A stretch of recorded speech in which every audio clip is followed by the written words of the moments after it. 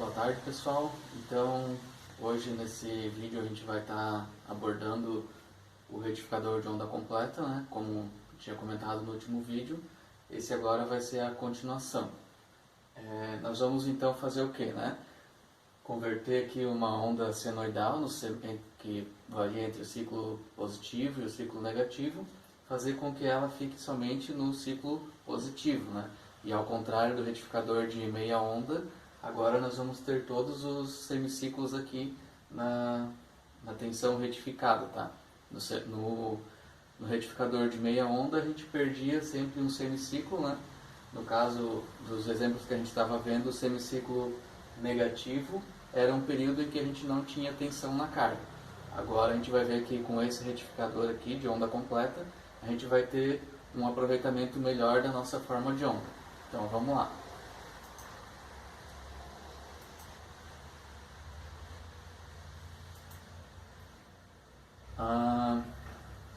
Vamos olhar aqui, tá? Essa aqui é uma configuração de uma ponte retificadora de onda completa com os diodos em ponte. Bom, numa primeira visão, assim, né, parece bem complicado, mas a gente vai estar tentando explicar aqui para ficar bem claro e bem simples de se entender. Então vamos considerar aqui que a fonte esteja no seu semiciclo positivo, certo? Então o positivo da fonte está aqui em cima e o negativo aqui embaixo. Então vamos lá. Olhando aqui o lado positivo, né, nós temos então positivo aqui em cima do diodo D1. E o que tem aqui no diodo D1? Aqui é o anodo, né? Então aqui daria para polarizar o diodo. Olhando aqui o diodo D2, o positivo da fonte, né, está no catodo. Então esse aqui já está bloqueando. Então a uma primeira vista o diodo D1 poderia conduzir, né? Olhando aqui pelo lado de baixo, nós temos o negativo. O negativo chega até o diodo D3, só que aqui, ó, é o anodo do diodo D3. Então aqui ele já vai bloquear. Olhando aqui o diodo D4, o negativo ele está no catodo do diodo D4, certo? Negativo aqui, ó, no catodo. Então esse aqui também poderia conduzir. Então vamos lá, vamos ver como é que vai ficar isso aí. Nesse caso, no semiciclo positivo, o diodo D1 e D4 vão conduzir, certo? Ó, o positivo da fonte vem por aqui até o anodo do D1, passa. Aqui temos um catodo, então não poderia passar.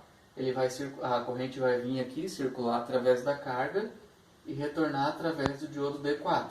Porque o catodo do diodo D4 está aqui no negativo da fonte e o anodo passou a se conectar no positivo da fonte através do diodo D1, né? Então assim, a gente tem corrente circulando nesse sentido aqui, D1 e D4. O D2 e o D3 vão bloquear porque eles estão reversamente polarizados, né? O positivo da fonte está no catodo do D2 e o negativo da fonte está no anodo do D3. Então eles não vão conduzir, vão bloquear. Então no semiciclo positivo, D1 e D4 conduzem. Percebam que na carga aqui, né, a corrente está circulando da esquerda para a direita. Depois a gente vai ver no outro semiciclo, mesmo no semiciclo negativo, aqui na carga a corrente vai continuar no mesmo sentido. Bom, vamos lá então, vamos olhar agora o semiciclo negativo. O semiciclo negativo, né, a gente inverteu aqui, o positivo da fonte agora está aqui para o lado de baixo e o negativo para o lado de cima.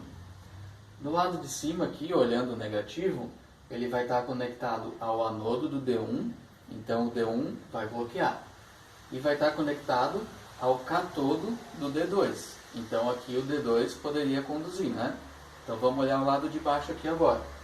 O positivo está conectado no anodo do D3, então o D3 poderia conduzir, e no catodo do D4. Então olhando assim, quem é que vai polarizar diretamente aqui, né? D2 e D3. Como é que ficaria a corrente aqui no circuito?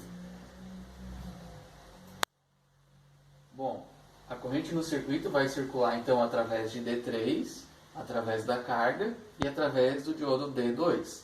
Os diodos D1 e D4 estão bloqueando. Então, Antes, né, no semiciclo positivo, era D1 e D4 que conduziam. Agora é D2 e D3. E o D1 e o D4 estão bloqueando, né? Conforme a gente viu ali, para, digamos assim, né, o negativo aqui agora está conectado no anodo do D1. Então, o D1 bloqueou e está conectado no catodo do D2. Então, o D2 passou a conduzir. Olha só, na carga, a corrente ainda continua circulando no mesmo sentido, né? Da esquerda para a direita, do positivo para o negativo. A corrente sempre vai circular do maior potencial para o menor. No caso aqui, né, do positivo para o negativo. Então vamos lá. Olhando aqui agora, né, as formas de onda para a gente entender melhor. Vamos considerar aqui o mesmo arranjo, né, que a gente estava olhando anteriormente, e vamos analisar as formas de onda. Olha só, pessoal. No semiciclo positivo, quem é que vai conduzir? D1 e D4, certo? Se a gente botar o voltímetro lá na nossa carga, né? Aqui, ó, o voltímetro medindo aqui, a tensão vai seguir a mesma tensão da fonte. Quando trocar, né? Quando o semiciclo negativo for colocado ali pela fonte, a tensão continua positiva, porque o sentido da corrente é o mesmo, né? Antes, no semiciclo positivo, a corrente circulava aqui na carga, né? Olhando a carga do positivo para o negativo. E no semiciclo negativo, ela continua circulando no mesmo sentido, né? Então a tensão vai continuar sendo positiva aqui na carga. Então vamos lá, recapitulando, né? Semiciclo positivo, D1 e D4. Esses dois aqui, né? Porque o positivo da fonte conecta no D1 e o negativo da fonte conecta no D4. Semiciclo negativo, D2 e D3. Por quê? No semiciclo negativo a gente inverte, né? O positivo conecta aqui no D3 e o negativo, que vai estar para o lado de cima, vai conectar lá no D2. Então D2 e D3 conduzem. Quando voltar para o semiciclo positivo, D1 e D4, e assim sucessivamente. Vamos lá então, vamos dar sequência aqui. Vamos considerar que a nossa fonte alternada aqui tenha 308 volts de pico e 60 Hz. Como é que vai ficar isso? A tensão eficaz é a tensão de pico dividido por raiz de 2, né? Então vai ser 311 dividido por raiz de 2, que vai dar uma tensão eficaz aí de aproximadamente 220 volts. Beleza? Qual que é o período, né? 1 sobre a frequência. Como a nossa frequência aqui vai ser 60 Hz, 1 sobre 60 vai dar 0,166 segundos. Então, como é que vai ficar depois da retificação, né? Depois que passar pelos diodos em ponte lá, como é que vai ficar esses valores? A nossa tensão média, né, o nosso VCC, vai ser conseguido aqui pela seguinte equação. 2 vezes a tensão de pico dividido por π. No nosso caso aqui, 311, né? 2 vezes 311 dividido por π. Que vai dar aí uma tensão de 198,1 volts. Então, vamos lá. Olha só, pessoal, que interessante. Vamos analisar aqui, ó, esse gráfico, né? Aqui nós tínhamos uma frequência de 60 Hz, certo? E um período de 0,16 segundos. Ou seja, o que é um período, né? É o tempo para fazer um ciclo completo. O ciclo, né, completo nessa forma de onda aqui seria desse ponto até esse, certo? Só que quando a gente faz essa conversão ali pela ponte retificadora, o que acontece? Olha como fica o nosso ciclo, né? Aqui, ó, começando aqui do ponto zero, a gente faz um semiciclo e o que acontece? Aqui repete o outro semiciclo, né? Então, o nosso período passa a ser só isso aqui, ó. Ele fica a metade, porque aqui depois já acontece a mesma coisa, né? O período é o tempo de um ciclo completo. Para esse caso aqui, o ciclo completo é só isso aqui, ó. Porque o próximo já repete, entende? São repetições do primeiro ciclo. Então, como o nosso período aqui, ó, ele dividiu pela metade, a nossa frequência dobra. Então, na saída do retificador, a gente vai ter 120 Hz. A entrada era 60 Hz, né? E a saída dobrou, 120 Hz. E o período cai pela metade. Então, isso aí é uma característica de ponte retificadora, tá? A frequência na saída, na ponte retificadora de onda completa, né? Ela é o dobro da frequência de entrada. E o período é a metade. Beleza? Então, vamos fazer algumas continhas aí. Vamos considerar aqui, né, a tensão eficaz da nossa fonte, 220 volts, e uma carga de 10 ohms. Qual vai ser a tensão média na carga, né, o nosso VCC? Igual o exemplo anterior ali, né? 2 vezes a tensão de pico dividido por pico. No caso, para 220 volts, né, a tensão de pico é 311. Então, vamos lá. O VCC vai dar 198,1 volts. Qual que é a corrente média na carga?